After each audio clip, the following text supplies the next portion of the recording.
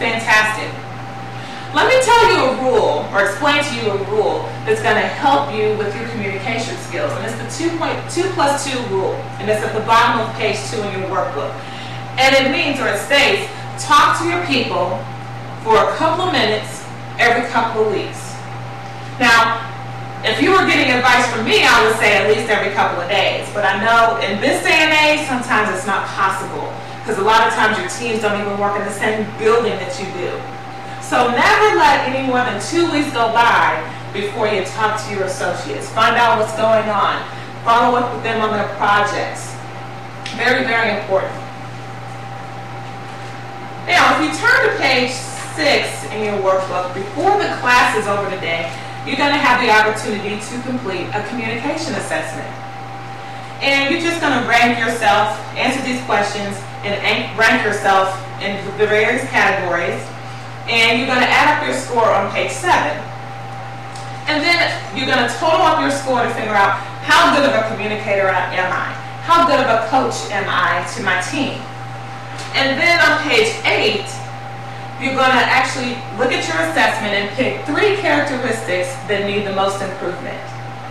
And then you're going to come up with an action plan on what action steps am I going to take to actually improve in these areas. So you're going to go through that before today's class, but right now I want to focus on page 9, and that's communicating to inspire and influence. As leaders, we want to be very inspirational. We want to be very influential. And there's a strategy to that. It can be learned. And I think this model is going to help you to do that. And it's called the BEAT model, B-E-A-T. So let's start with the B in the BEAT model. Let's say your company all of a sudden decides they want to initiate a new project, or they want to initiate a major new initiative to the company. How would you communicate that? It's really important to communicate it to begin with, but how do we do that? We can use the BEAT model. The B stands for benefits. Talk to your people about the benefits they will gain from working on the project. This is on page 9 in your workbook. Describe how the project is going to align, or how it aligns with the organizational goals. Really communicate to them what are the benefits to them, what are the benefits to the team, what are the benefits to the organization. And then E, enlist. The hidden word in enlist is listen. Listen to your associates' concerns.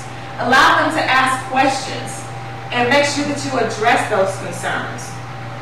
Answer their questions. Make sure that you make them feel comfortable about the new initiative. And then if you turn to page 10 in your workbook, we get to the A in the BEAT model, and that's ask assertively. And what we mean here is just ask for action. Get your team's input. One thing you can do is describe the goal that needs to be achieved as a result of this initiative that's coming down, and give their feedback. Okay, this is the goal we need to achieve. How do you think we can accomplish this goal? What actions can we take as a team to accomplish this goal? You can actually flip chart it. Don't always give them the answers or the direction. Get their input and add your input, and then collectively as a team come up with a result. That's a really key way to build a high-performing team. And then the T in the BEAT model is thank. Don't forget to thank your people for working on the project. Give them feedback on how things are going. Acknowledge them for their contributions. It's so, so important. So let's use an example. Let's say this new initiative is coming down, and I'm a manager, and I'm going to have to figure out a way to communicate this new initiative to my team. In the midst of it all, I've got 100 other things going on, and I have to figure out how am I going to prioritize all of this. Anybody relate to that situation?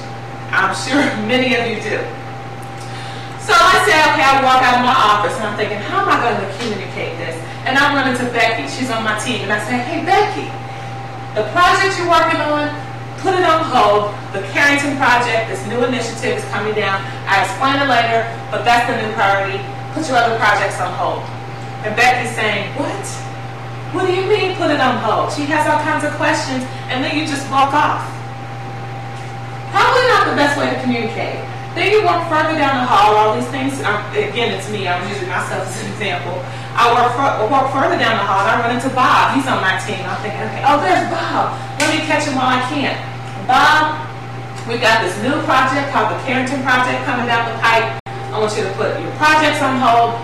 The Carrington Project is what we need to focus on now. And then I just walk away. And he has all these questions, thinking, okay, who, what, when, where, and how. So what is a better way to communicate this? Because that is not a good example of communicating to inspire or influence.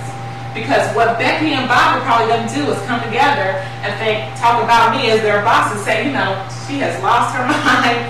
She just doesn't understand that clients are beating down my door. How am I supposed to put these projects on hold? Well, the way that you can do this or communicate this initiative better is by using the BEAT model. The first thing you want to do is find out your team's availability and call them immediately, right away, as soon as possible. And then communicate the new initiative. Start with the B, benefits. Talk to them about the benefits of the project. How this new initiative aligns with the organizational goals. How it aligns with the team goals. How it's going to help the team to shine. Really, really address those concerns. And then enlist. Remember, the hidden word in enlist is listen. Allow them to ask questions. Listen to their concerns. Make sure you address their concerns.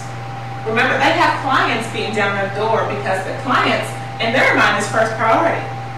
So you have to give them direction on how to handle some of those issues. And then turning back to page 10 of your workbook, ask assertively. Ask for action. Again, describe what the goal is that needs to be achieved and get their input. How do you think we can accomplish this goal? I know we can do it as a team. How do you think we can do it? And then collectively as a team, come up with the solutions. And then the T in the BEAT model is thank them for their work. Thank them for their contributions. And make sure you don't forget to give them feedback on how the project was going. It's nothing worse than having a new project. You get all pumped up about it. You're geared up. Everybody works hard. And then you don't communicate to them how things are going, how things are progressing, how it helped the company, how it helped the team. Make sure you give your team feedback as well. Very, very important. So the BEAT model, again, is going to help you to learn how to communicate to inspire and influence. Great attributes of a good leader. Now, at the bottom of page 10, let's go over creating an effective communication culture. How do we create an effective communication culture? It's very simple. You can follow these 4 steps here in your book. Be consistent, be clear, be courteous, and connect personally. Again, be consistent in your communication, be clear in your communication, be courteous in your communication, and connect. You want to make sure that you connect with your team. And I'm going to end here with a quote. The more positive a team's communication, the higher its performance. So no matter what type of communication you're doing, make sure you stay on the positive. You focus more on the positive than on the negative. That's real key to building a high-performance team, because negative communication is going to produce the opposite, a negative-performing team or a low-performing team, and none of us want that. Correct? Correct. So at the beginning of the class, I told you that you were going to learn a few things that are going to help you to be even better leaders. We talked about the 2+2 rule.